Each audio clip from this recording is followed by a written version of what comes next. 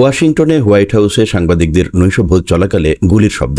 নিরাপত্তা বাহিনী দ্রুত প্রেসিডেন্ট ট্রাম্পকে নিরাপদে সরিয়ে নেন। ঘটনায় এক হামলাকারী গ্রেপ্তার, তদন্ত চলছে। আগামীকাল যশোর যাচ্ছেন প্রধানমন্ত্রী। সফর ঘিরে চলছে নেতাকর্মীদের মধ্যে উৎসবের আমেজ। উদ্বোধন করবেন মেডিকেল কলেজ ভবন সহ কয়েকটি গুরুত্বপূর্ণ উন্নয়ন প্রকল্প। যুক্তরাষ্ট্রে বাংলাদেশি 2 শিক্ষার্থীর মৃত্যুর তদন্তে উঠে এসেছে চাঞ্চল্যকর তথ্য। অভিযুক্তের বাসা থেকে উদ্ধার ভিকটিম বৃষ্টির ডিএনএ আলামত। হত্যাকারীর দৃষ্টান্তমূলক শাস্তির দাবি জানিয়েছেন স্বজন ও এলাকাবাসী।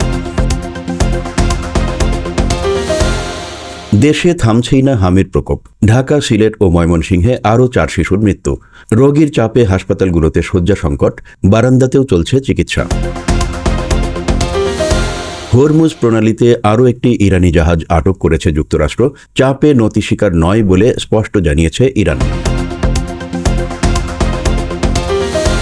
যুদ্ধবিরতির মধ্যেও লেবাননে জোরালো হামলার নির্দেশ দিয়েছে ইসরায়েল। মধ্যপ্রাচ্যে নতুন করে সংঘাত ছড়িয়ে পড়ার আশঙ্কা।